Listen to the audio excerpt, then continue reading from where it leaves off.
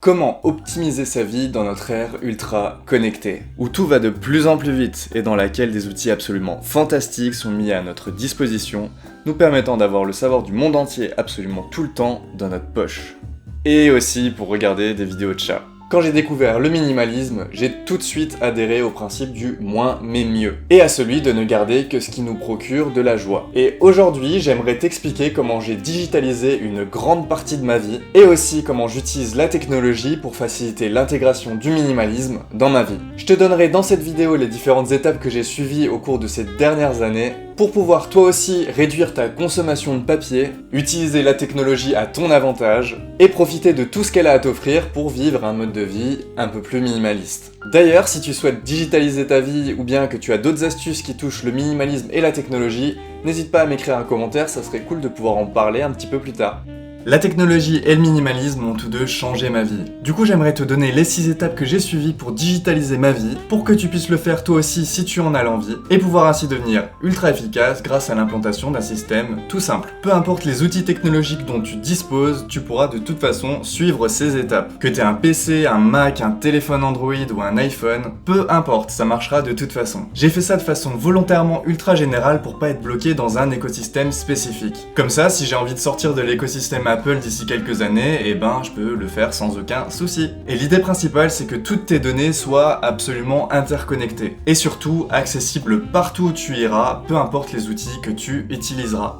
Alors, je sais que je pourrais être encore plus minimaliste sans PC et sans téléphone. Mais le truc, c'est que j'adore la technologie, et c'est des outils qui m'apportent tellement dans ma vie pro et personnelle que je peux littéralement pas faire sans. Du coup, j'essaye d'apprendre à les utiliser à leur plein potentiel. Justement dans le but de faciliter mes choix de vie un peu plus minimalistes. À la fin de cette vidéo, tu auras toutes les clés pour pouvoir digitaliser ta vie également, et ainsi vivre une vie plus sereine et plus efficace en profitant de tout ce qu'elle a à t'offrir. Et on commence avec la première des 6 étapes, la prise de conscience. Je suis ultra fan de tout ce qui se rapporte à la technologie et au minimalisme. Et au début du premier confinement, avec toutes les histoires de chômage partiel, j'avais pas mal de temps devant moi. J'ai donc réalisé une chose que je voulais faire depuis ultra longtemps. Réorganiser tous mes dossiers, tous mes fichiers, ma boîte mail et mon téléphone, pour pouvoir ainsi digitaliser un maximum de choses. Que ce soit les photos qui traînaient dans des dossiers, des milliers de fichiers rangés n'importe comment dans mon PC, mon bureau sur lequel on voyait même plus le fond d'écran, mes carnets notes à moitié remplis, mes documents Word pour prendre des notes qui étaient complètement éparpillées, j'étais vraiment quelqu'un de digitalement bordélique. J'avais au fond de moi tout le temps peur que mon PC ou mon téléphone me lâche, et que je perde du coup tous mes cours, tous mes fichiers, toutes mes photos, bref, toute ma vie. Et pareil, je suis quelqu'un qui bouge beaucoup, donc j'ai rarement tous mes papiers sur moi. Et en plus de ça, j'ai une mémoire absolument inexistante, alors je te laisse imaginer le dessin. Il fallait que je mette en place un système ultra simple qui me permettrait d'accéder à toutes mes données, peu importe où je sois. Et tout ça dans le même écosystème, sans aucun bug. La deuxième étape que j'ai suivie, c'est tout simplement de prendre action et de vivre le cloud. J'ai donc commencé à ranger tous mes fichiers, scanner tous mes papiers, trier toutes mes photos, tout ça dans des dossiers et des sous-dossiers spécifiques. Un pour mon groupe de musique, un dossier pour l'administratif, un dossier pour mes études, un dossier pour le travail, un dossier pour les photos, un dossier pour le minimalisme, et un dossier projet perso. Une fois que c'était fait, c'est tout simple, il y avait juste à mettre ça dans un cloud. J'ai décidé d'utiliser Google Drive parce que l'environnement Google, c'est un environnement que j'aime beaucoup, avec Keep, Agenda, Gmail, en fait c'est des applicatifs que j'utilise énormément. Donc l'idée c'était d'avoir un écosystème entier avec mes différentes données sur différents applicatifs. Et surtout que tout fonctionne sans bug. L'idée c'est tout simplement de pouvoir accéder à ces fichiers absolument partout dans le monde avec n'importe quel outil. Et aussi que tous mes fichiers soient mis à jour en temps réel sur mon PC et sur mon téléphone. Ça a mis du temps à tout uploader, mais une fois que c'était fini, je te laisse pas imaginer la tranquillité d'esprit que ça confère. Je peux perdre mon PC, perdre mon téléphone, mon appartement peut littéralement prendre feu, je peux être dans un pays étranger, peu importe. À partir du moment où j'ai internet, je peux accéder à absolument toutes mes données, peu importe où je me trouve. C'est vraiment une sensation géniale. Par contre, le truc ultra important, c'est que si tu fais ça également, utilise une double authentification. Je te laisse faire des recherches, mais c'est ultra important pour que tes données soient tout le temps sécurisées et que personne ne puisse y accéder. Autre info, j'ai pris l'extension de stockage de 100 Go que Google Drive propose pour 1,99€ par mois. Toutes mes données rentrent très largement et j'ai encore pas mal de place. C'est un service tellement crucial pour moi qui m'apporte tellement que ça me dérange pas de dépenser 25€ par an dans ça. La troisième étape que j'ai suivie, c'est tout simplement que j'ai arrêté d'utiliser du papier. J'ai commencé à systématiquement utiliser l'application Keep de Google, qui est une application pour prendre des notes et qui permet qu'elle soit synchronisée sur le PC et sur le téléphone à tout moment. J'y garde donc les paroles de chansons que j'écris, mes différentes to-do lists, mes listes de courses, bref, à peu près tout ce qu'on pourrait écrire normalement sur du papier. La seule grosse différence, c'est que y a plus vraiment de possibilité de perdre mes données. Pour ce qui est du journaling et des calendriers, je note absolument tout ce que je fais dans mes journées dans Google Agenda. Littéralement toute ma vie. Ça me permet d'avoir une vision globale d'absolument tout ce que je fais depuis le mois de février 2020. Et c'est une habitude qui a complètement changé ma vie. J'en ai d'ailleurs fait une vidéo à part entière et je te laisse un lien dans la description si t'as envie de checker ça. De la même façon, j'utilise Scribd et Audible pour les livres audio. Et si j'ai vraiment envie de lire, j'ai une liseuse ultra basique qui me permet de lire des différents e-books. Pour la musique, je passe par YouTube et Spotify. Et comme je sais que les artistes sont absolument pas rémunérés avec les streams, et vu que j'adore la musique en live, je suis absolument tout le temps en train d'aller voir des concerts en live. J'ai la chance d'avoir le Luxembourg et la Belgique juste à côté, et puis dans ma salle de concert locale, il y a beaucoup de choses sympas qui passent aussi, donc je suis en fait tout le temps là-bas, en temps normal.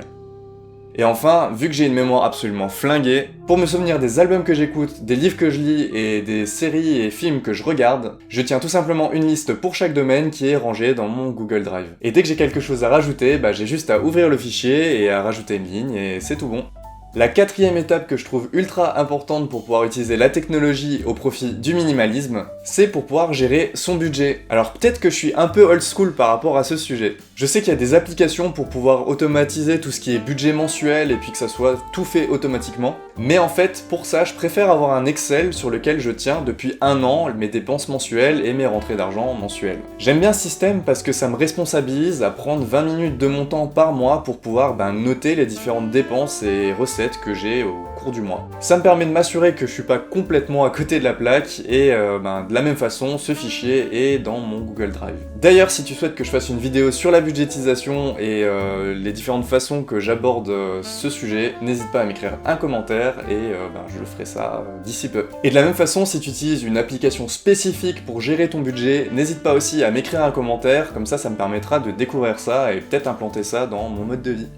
La cinquième étape que je te propose, c'est une étape que beaucoup de personnes redoutent, je crois. C'est le fait de gérer sa boîte mail. Je crois qu'on est beaucoup à avoir un problème ultra récurrent, c'est que notre boîte mail, c'est un enfer. On est abonné à 1000 newsletters, il y a des spams partout, c'est un bordel infini. Donc l'étape qui a suivi, c'était de prendre mon courage à deux mains et enfin m'occuper de ma boîte mail qui était un désastre complet. Alors je me suis monté tout un truc, mais c'était pas si compliqué que ça au final. J'ai utilisé l'appli CleanFox pour pouvoir me désinscrire automatiquement de toutes les newsletters auxquels j'étais inscrit. Ça m'a permis de contrôler le flux de mails arrivant le plus rapidement possible, puis j'ai fait des dossiers pour ranger mes différents mails. Du coup j'ai un dossier travail, un dossier études, un dossier formation, un dossier groupe de musique, un dossier personnel où je range toutes mes factures et trucs comme ça. Et je m'étais fait aussi un dossier vente parce que je m'étais inscrit sur Le Bon Coin pour vendre pas mal de mes possessions et ça commençait à spammer à mort.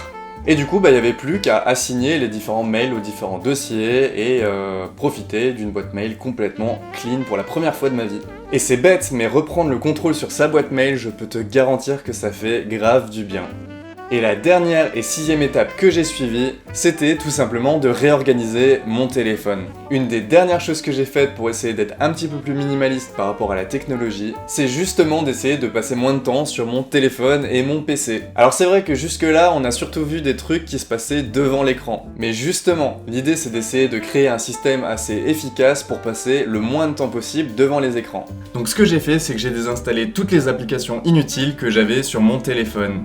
J'ai installé sur mon téléphone Google Agenda, Google Drive, Gmail et Keep pour avoir toutes mes données synchronisées et accessibles depuis mon téléphone. Sinon, j'ai aussi rangé mes différentes applis dans des dossiers spécifiques. Un pour les outils, un pour les réseaux sociaux, un pour les autres applications, bref, tu vois le délire. La raison pour laquelle j'ai mis par exemple les réseaux sociaux dans un dossier spécifique, c'est que ça me permet d'avoir une action de plus avant d'atteindre l'application. Il suffit de vraiment peu pour prendre l'habitude de scroller sur Facebook ou Instagram pendant des heures et des heures. Et rien que mettre les réseaux sociaux dans un dossier, ça m'évite de les avoir en face de moi dès que je déverrouille mon téléphone, et ça me dissuade donc d'y passer beaucoup de temps. Voilà pour ces 6 étapes pour arriver à utiliser la technologie pour être plus minimaliste. être mieux organisé et plus productif. J'espère que tu as aimé cette vidéo et si tu souhaites que je fasse une vidéo spécifique sur une des étapes, n'hésite pas à me l'écrire en commentaire. Si tu as d'autres astuces pour utiliser la technologie pour être plus minimaliste, n'hésite pas à m'écrire ça en commentaire, ça pourrait être super cool d'en discuter. N'hésite pas à t'abonner à la chaîne si tu as aimé cette vidéo, j'en fais une par semaine sur des thèmes relativement similaires. Et pense aussi à liker la vidéo, ça m'aide aussi énormément. Sinon, j'ai fait aussi une vidéo entière pour pallier à l'addiction au smartphone que je te laisse juste ici ou juste là. N'hésite pas à checker ça aussi. Et on se retrouve lundi prochain pour une nouvelle vidéo.